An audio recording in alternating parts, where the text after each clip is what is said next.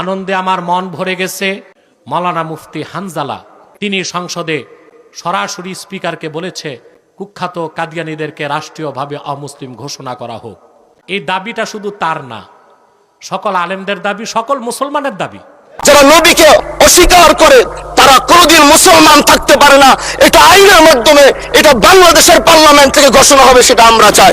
নবীর পরে আল্লাহ নবী হচ্ছে আমার ইমানের অংশ, আমার ইমানের পার্ট। তিনাকে ভালোবাসা, তিনার উপর ইমান, এটা আমার ইমানের অংশ। তিনি আমার শেষ নবী, যেটা কোরআন ঘোষণা দিয়েছে। নবীও বলেছে আনা খাতামুন নাবিয়্যিন লা নাবিয়্যা বাদি, আমি শেষ নবী, আমার পরে কোনো নবী আসবে না। কিন্তু মাননীয় স্পিকার, দুঃখের সাথে বলতে হয় বাংলাদেশের এরকম একটি পার্ট রয়েছে, যেই পার্টের এক অংশ মানুষ তারা নবীকে অস্বীকার করে, তারা মুসলমান দাবি করে। এবং এই বিষয়ে অনেকের ধারণা আছে, তারা জানে এই আন্দোলন করতে গিয়ে অনেক মুসলমানকে রাস্তায় শহীদ হতে হয়েছে, আন্দোলন করতে হয়েছে। স্বাধীনতার পর থেকে আজও সে আন্দোলন চলছে, কিন্তু আজও পর্যন্ত সেটা পাইনি। আমি মাননীয় প্রধানমন্ত্রীকে বলবো, আপনি বাংলাদেশে একটি ইতিহাস রচনা করে যাবেন। আপনার মাধ্যমে যদি এটা স্বীকৃতি পায়, যারা নবীকে অস্বীকার করে তারা কোনদিন মুসলমান থাকতে পারে না, এটা আইনের মাধ্যমে, এটা বাংলাদেশের পার্লামেন্ট থেকে ঘোষণা হবে, সেটা আমরা চাই। অতএব আমি চাই সংসদে বিরোধী দলের বাকি যারা আছে তারাও তার সাথে মুফতি হানজালার সাথে একত্রতা ঘোষণা করুক, এবং তারা প্রত্যেকেই কুখ্যাত কাফের কাদিয়ানীদের রাষ্ট্রীয়ভাবে অমুসলিম ঘোষণার দাবি সংসদে উত্থাপন করুক। তারা থাকবে সংসদে, আমরা থাকবো রাজপথে। দাবি আদায় করতে সরকার বাধ্য হবে, ঠিক কিনা বলুন? দুঃখজনক, মুফতি হানজালার যে বক্তব্য দিয়েছে 14 কোটি মুসলমানের পক্ষ থেকে তিনি দায়িত্ব পালন করেছেন, কিন্তু কুখ্যাত কিছু কাফের মোশরেক নাস্তিক আর কাদিয়ানীদের দালাল মুফতি হানজালাকে নিয়ে সোশ্যাল মিডিয়ায় ট্রল করতেছে।